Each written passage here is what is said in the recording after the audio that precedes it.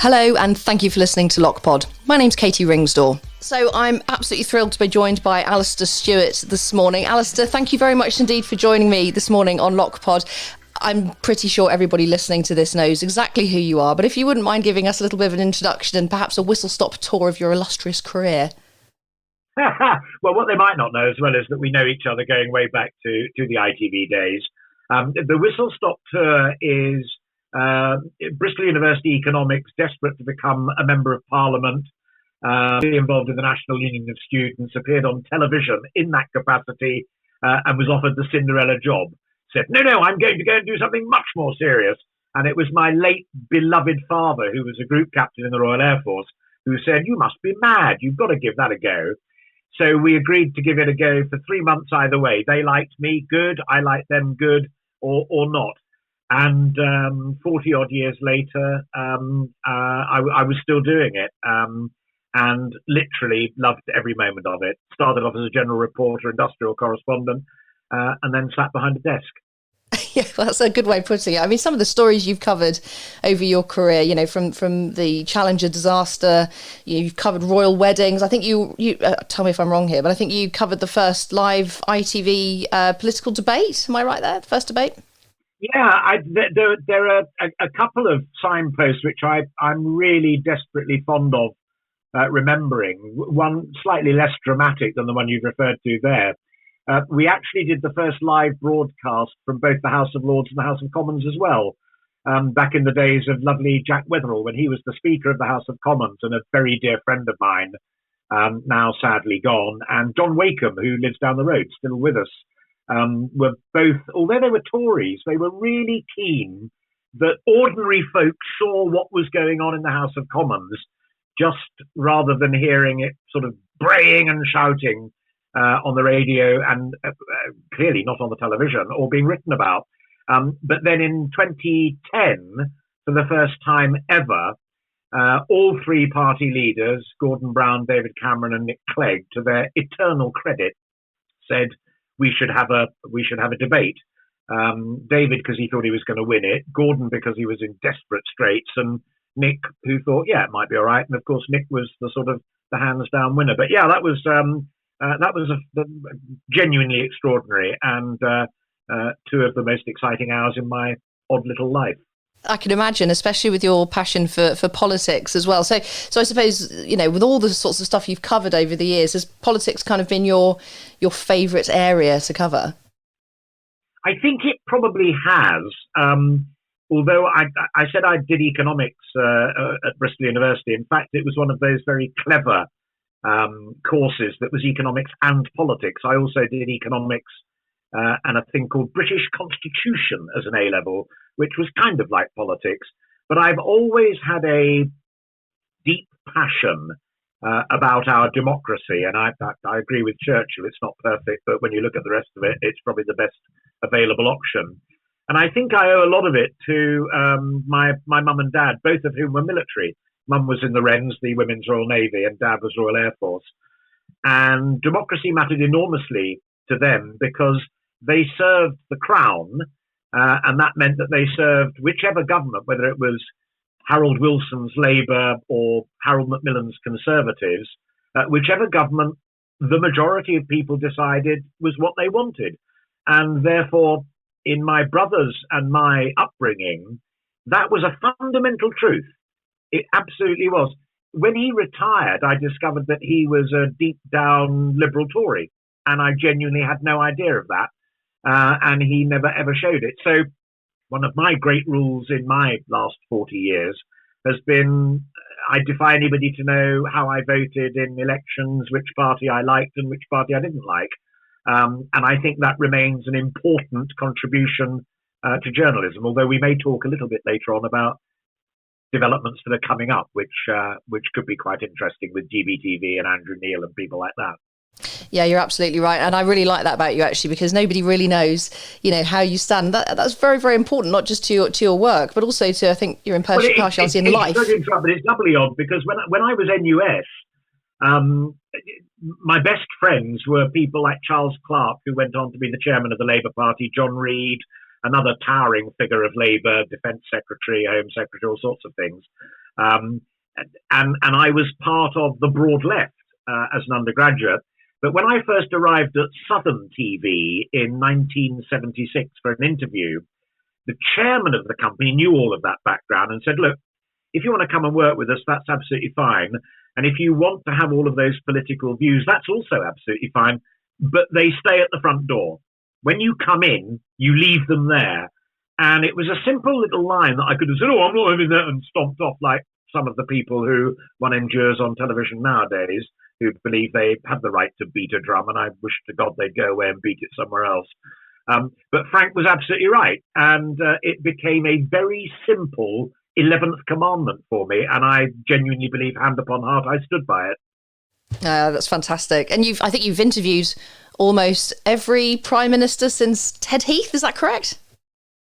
Yeah. Well, actually, I think I interviewed Harold Wilson very briefly, but that's in the dim and distant past. I think he'd come down to Southampton, but certainly Ted. In fact, Ted became a friend. And it's funny.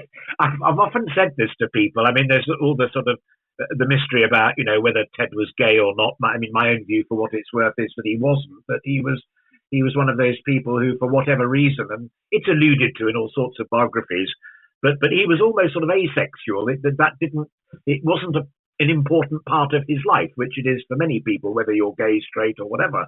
To Ted, it wasn't. One of the things at his famous lunch and dinner parties at Arundel's, his beautiful house in Salisbury, was he'd have an array of interesting men, but he'd also have an intriguing array of particularly powerful women. And Sarah Morrison, who was a senior director at GEC, a huge conglomerate, which you will know from your city days. And I think my wife, Sally, who was a television production assistant, was in the same league, because, you know, Ted would say, oh, I don't think China's doing a good job. And most of the men would go, because they liked a quiet life. And Sarah and or Sally would say, no, they're not. They're horrible. They're locking people up and this, that, and the other. And deep down, Ted loved that, because he didn't really like the sycophants. And some of the men were occasionally a bit that way inclined. So in retirement, we still used to go and see him occasionally, and it was absolutely delightful. Margaret Thatcher, I interviewed a couple of times. David Cameron became a friend. I'd worked with David at Carlton Television before he then went into politics. And Gordon Brown, again, it's not a political point, go back to my study of economics. Gordon Brown and Nigel Lawson from the other side, I hugely admired, almost above all else, because as Chancellors of the Exchequer, they knew more about their brief than probably their top civil servants. And I really admired that, because I like men and women who are absolute masters and mistresses of their universe. And Gordon, dreadful Prime Minister, but utterly brilliant Chancellor. Yeah, absolutely. I mean, did you ever just sit there and look back and think... May. And Theresa May, yes, quite. Did you ever just sit there? And Boris, I interviewed Boris when he was Mayor of London. Yep. But I didn't get on the roster for interviewing once he'd become Prime Minister, but who knows? Who knows, exactly. Do you ever look back and just think, crikey, like look at that. That's pretty phenomenal, don't you think? Yeah, I do. One of the great things, and you know this because you know a little bit about me behind the sort of the formal public figure, is I genuinely try to be quite modest. I'm not one of the braggadocio brigade, and I very often used to sit there and think, blimey, here I am sitting in Brussels, and Adam Bolton's interviewing Theresa May, and I'm next. God, I'm a lucky lad. And I really loved it. And I think all of those prime ministers that we've talked about, one to one, were always greater men and women than they were publicly and on television. And I sometimes wonder if that was because quite a few of us, Mike Brunson's another great figure who comes to mind. And I worked with people like Robin Day and the great Alastair Burnett. They'd ask simple questions and they'd listen and they'd take in the answer, and then they'd come back and, like Brian Walden, utterly dismantle it or whatever. But they did it with a kind of respect and a courtesy. There was less of this, bravado, banging and shouting and screaming. And I sometimes fear, Katie, people making their point rather than hearing what the Prime Minister or the Chancellor's point is. So yes, lucky bunny, but always remember the respect my father taught me. Yeah, and I think that's really important. It's something I've noticed quite a lot recently, and perhaps that we can move on to kind of current day coverage. And a perfect example is the coronavirus or the pandemic. How do you feel that's been covered within the UK press? I'm quite schizophrenic in my views, and listening to people reflecting on the anniversary and the moment of reflection and what have you. It is intriguing how it's split between those who are trying to capture how ordinary folk felt about it, whether they themselves had suffered or tragically lost a loved one or a parent or whoever it might be, making ends meet, that amazing nurse pleading with people not to stockpile because, she was on a late shift and couldn't go shopping at any other time and the rest of it. And those who are saying, even today, we need a public inquiry right now as to all of the things that went wrong. And I think I want to hear more of the nurse who had to try and find toilet paper somewhere, or the bus driver who was scared for his life because people came on board not wearing masks. The inquiries will come later. So the other thing, and I think it really speaks volumes to it, is those number 10 press conferences. When you had people like Emily Morgan or Hugh Pym, both of whom you know from the old days, especially Hugh Pym, who are medical experts, or David Shukman for the Beeb, or Tom Clark for ITV, who are the science experts, those press conferences always yielded much, much more than the political correspondents bleating for somebody's resignation or, crying out and screaming for why something had been got wrong. Yeah, Prime Minister is the first to admit things were got wrong. And Keir Starmer, to his credit, is occasionally the first to say, "Yep, we supported him on that because it was right." But the pursuit of scalps and gotcha moments, I think, is negative, tedious, almost juvenile journalism. But more importantly, I don't think it's what folk want to know. What folk want to know is when they're going to get their first jab, their second jab, when they're going to be able to go abroad because it's safe, when is infection level going to go down, when are they going to be able to see their GP again, when are they going to have their hip replacement done or their cancer treatment done and what have you. It's not, when the Secretary of State for X, Y, or Z will resign and apologise publicly for things that didn't happen 6 months ago. That's just nonsense. Yeah, and it does feel, and this is just my personal opinion, it does feel like we've become almost a little bit more Americanized, almost like we're craving the sensation at times now, rather than just reporting the bare facts. I mean, if you look back at, how journalism's evolved over your career, over the 40 years that you've been working in journalism, it's changed astronomically. I mean, what do you think have been the big kind of key core changes that you've experienced? I think you're right about America, and I think there's a fundamental difference between the way Ofcom and Department of Culture, Media and Sport run things here and Federal Communications Commission in the States. And that's why the advent of GBTV in the UK is so intriguing. And that is, in America, under the Constitution of the United States, freedom of speech is absolute. And therefore, you can have a news channel like Fox come up and become enormously popular, basically as the campaign organisers for George Bush Jr. I mean, that's how it basically started. And then they saw Trump and they embraced him, and off they jolly well go. And they are basically campaigning proselytizers. They're not real journalists. And there are others who are a little bit that way. And in America, it's clearly it's the pursuit of audiences, and they've done well. They've made life very difficult for ABC, NBC, and CBS, who are pretty honourable and traditional broadcasters, but they're following in their own footsteps. In the UK, I think it's always worth remembering that whether you're talking about, Russia TV or adjuncts on Huffington or Bloomingdale, Bloomberg TV, and these minority channels, the pounding heart of consumption of television in the UK is still the BBC and ITN, and they count their audiences in the millions, and nobody else gets anywhere near it. But I think both of them have faced difficulties about this impartiality gig, because that you've got to do. The exciting prospect, I think, of GBTV and also the Murdoch idea of a new channel is something that I've said going way, way, way, way, way back. And that is, if you want to go down the partiality route, look at the radio model, where you can have something like LBC that has people on the left, people on the right, and people in the middle. But across 24 hours, it's pretty balanced. And what Andrew Neil and Rupert Murdoch's people have said to Ofcom is, that's what we'll do. And we'll do it on television. So there will be people, and we know some of the names are in the frame already, like Liam Halligan from The Telegraph and Dan Wootton from The Sun, both of whom will be on GBTV, as I understand it, and both have very strong personal views, but kind of balance each other. And the key point that I've always made, Katy, is so long as you're clear with the audience that that is what you are doing, and Ofcom say, yes, we understand that, and we will police it accordingly, it's fine.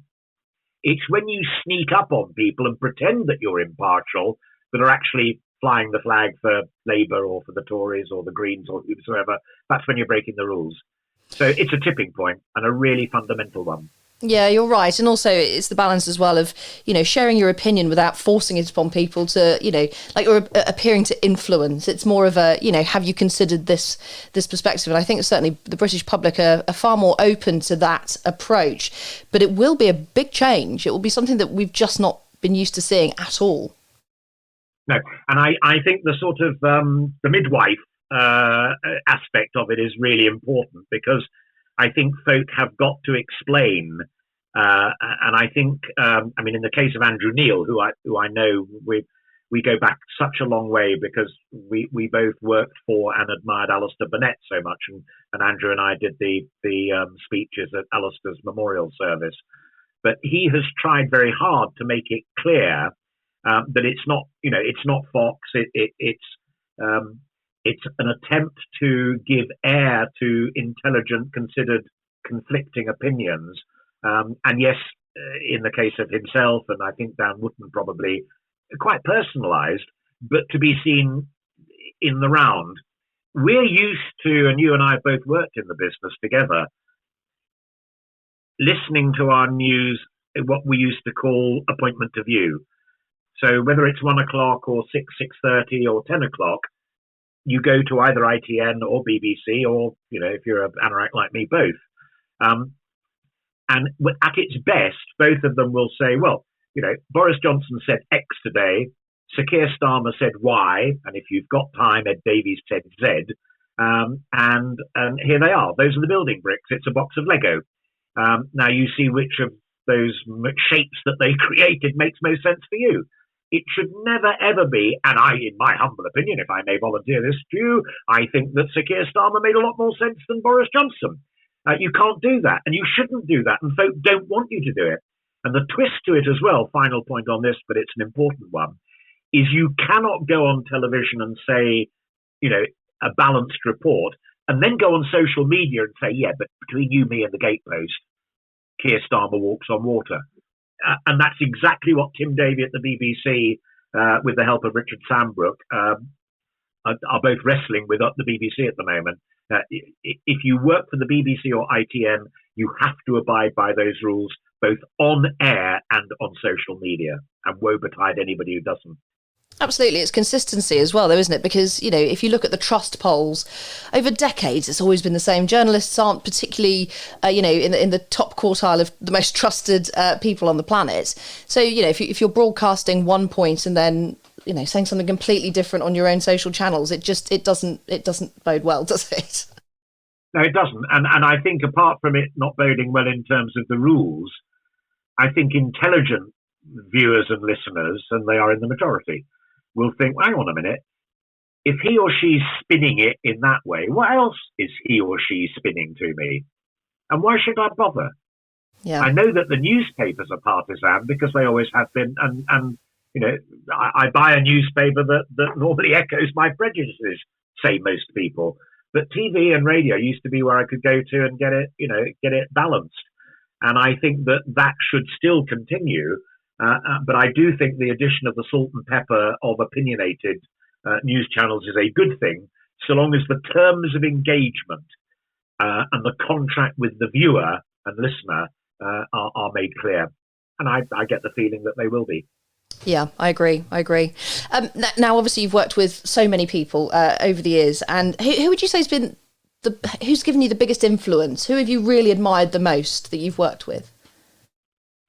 Oh, I think Alastair Burnett. This is becoming like a hagiography for him, but he was an exceptional man.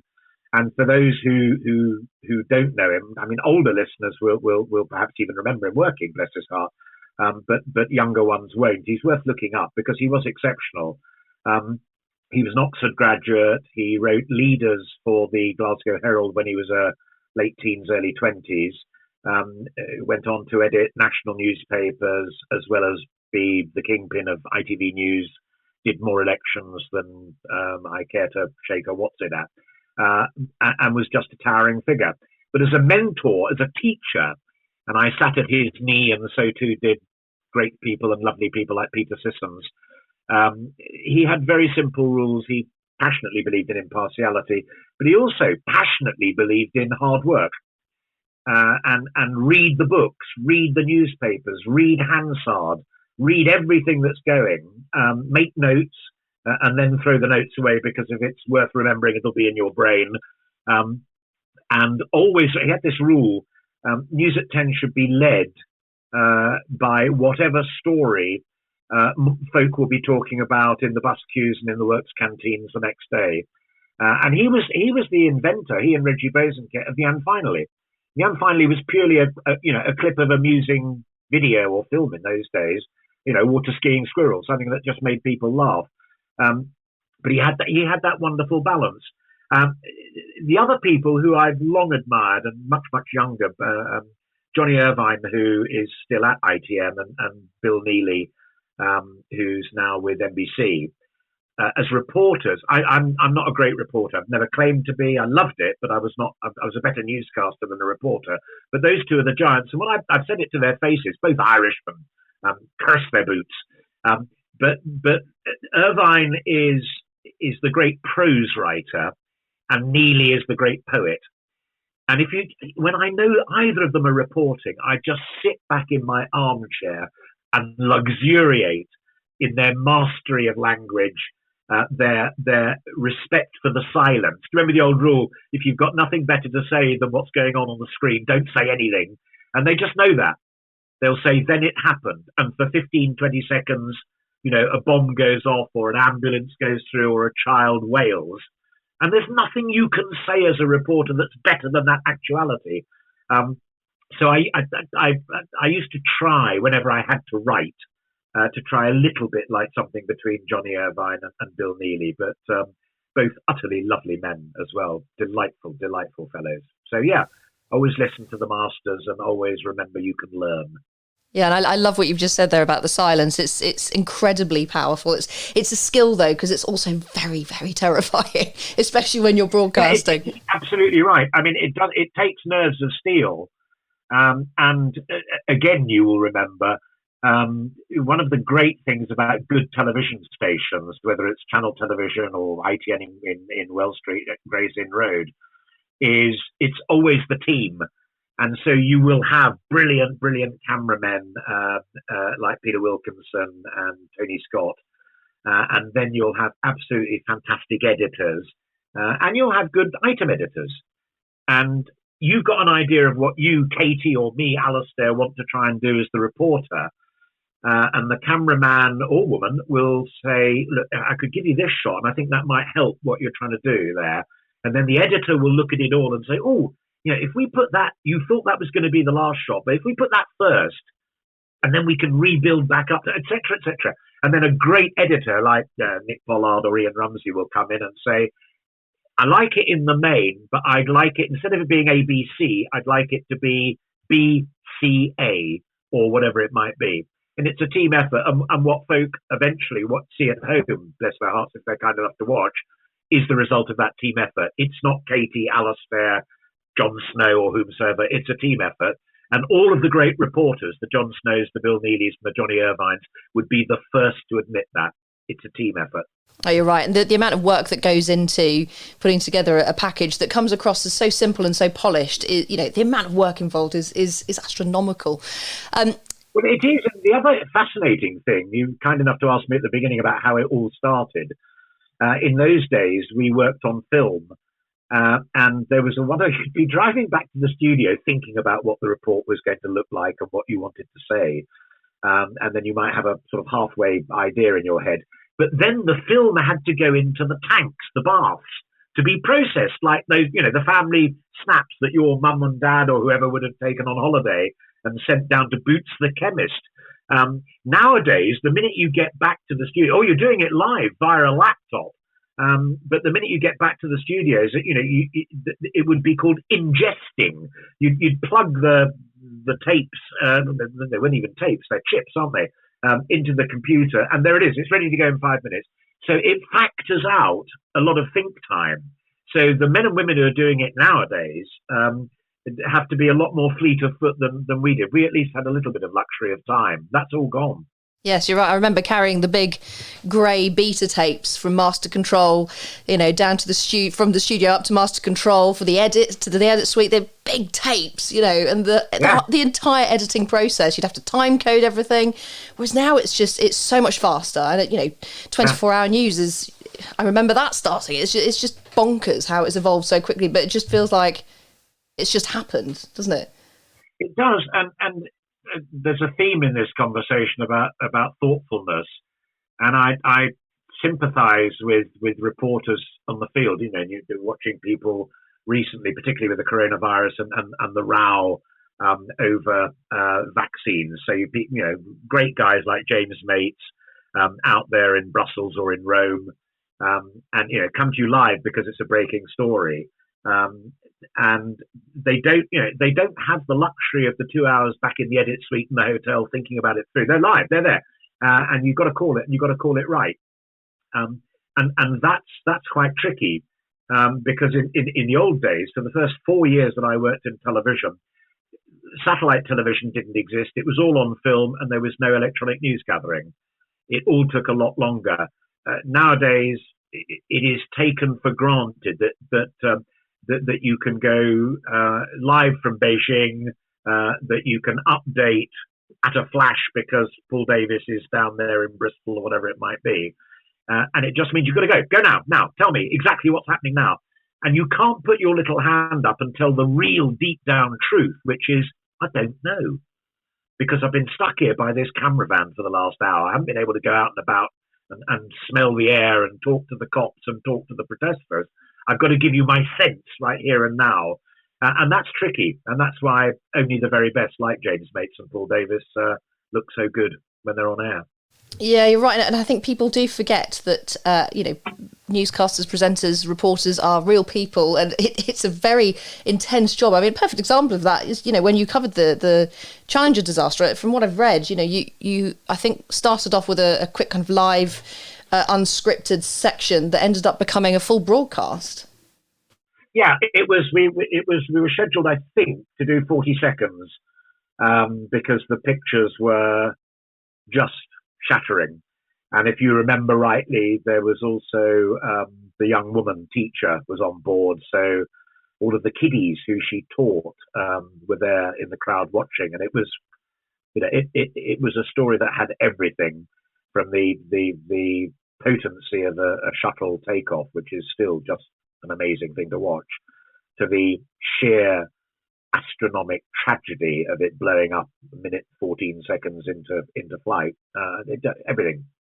Yeah, it was also one of those stories where you got towards the end of the 40 seconds you'd been allocated, another bit of copy would drop, and that was that somebody was saying, there was evidence last night that there might have been some icing on the wingtip. So you go with that. By the time you'd finished that, another bit of evidence comes in saying, well, there was a NASA guy who said we shouldn't go for takeoff, but he was overruled. And so we ended up, I think we were there for nearly 2 hours in the end.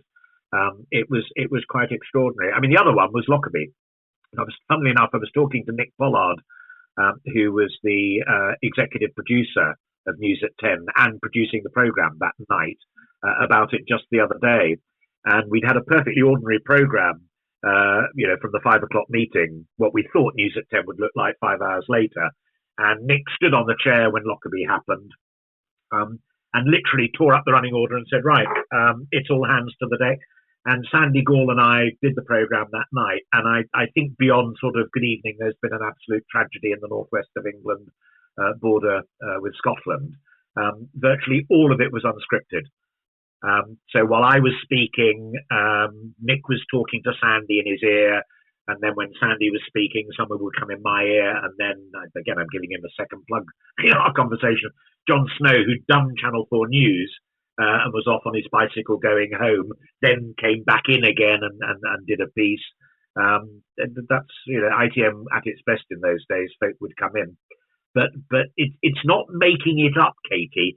It's ad-libbing, but with accuracy and authority. And if you don't know, don't say anything.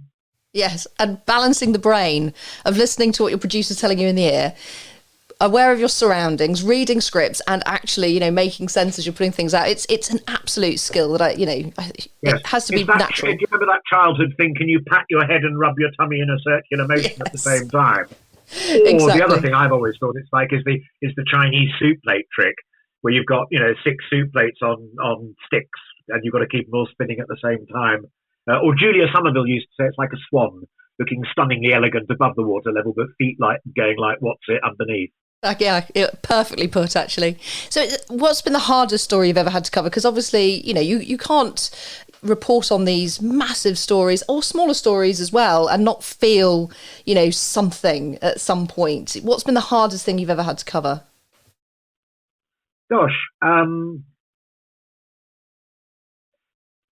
funnily enough, a very difficult word to say and almost impossible to spell, but it was Machynlleth, which was the little girl who went missing, and eventually it was shown that she'd been kidnapped, abused, and it was just dreadful.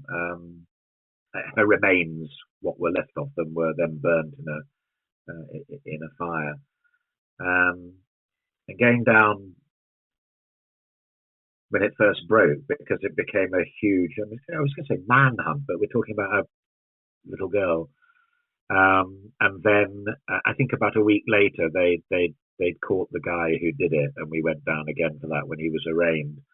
But I think one of the great levelers in all of this, I remember doing the Berlin Wall thinking my dad was right, the old bugger, keep the bomb and there won't be a third world war. But I remember in Machynlleth thinking, Sally and I have got 4 children, and thank God we have never, ever had to go through anything even approaching this. And may I pray, if you have a God, and if you haven't find one, that it never does happen to us. But I think it goes back to our conversation right at the beginning about COVID and the coronavirus.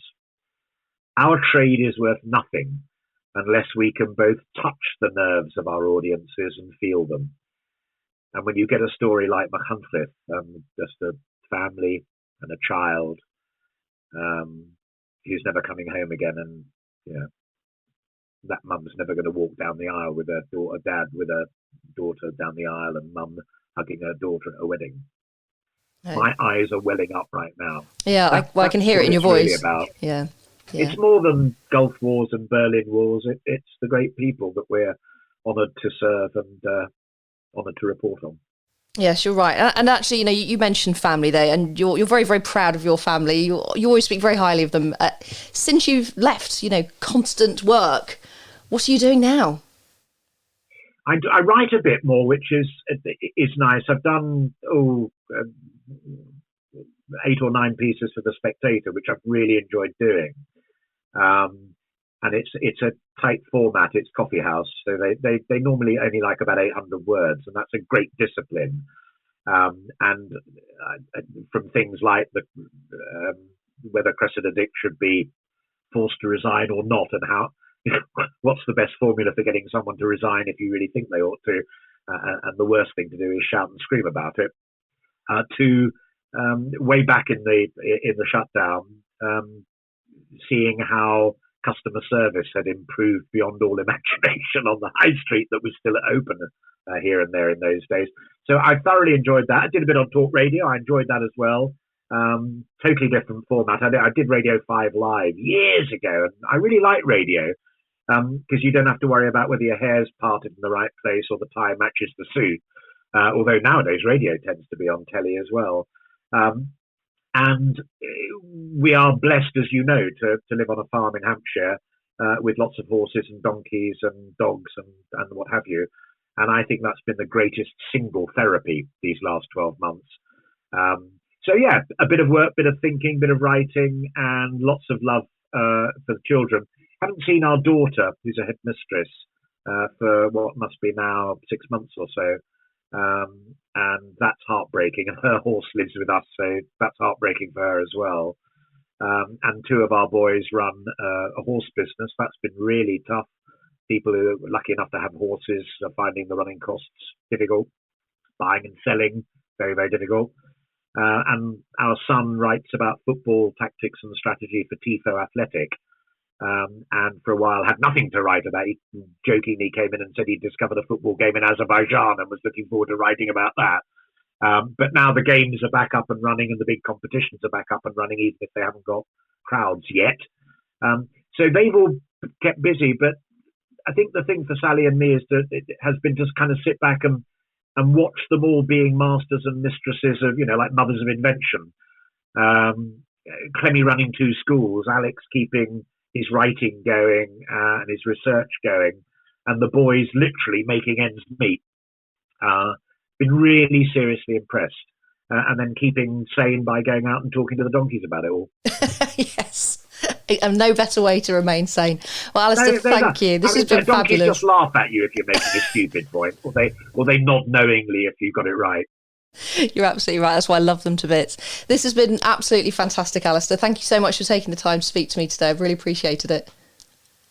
I thoroughly enjoyed it, and we met in telly, which was lovely, and we met in the Channel Islands, which is also lovely, and it's just a reminder that in a funny old industry, there are good people as well as the rotters, and in this great country of ours, it's all lovely.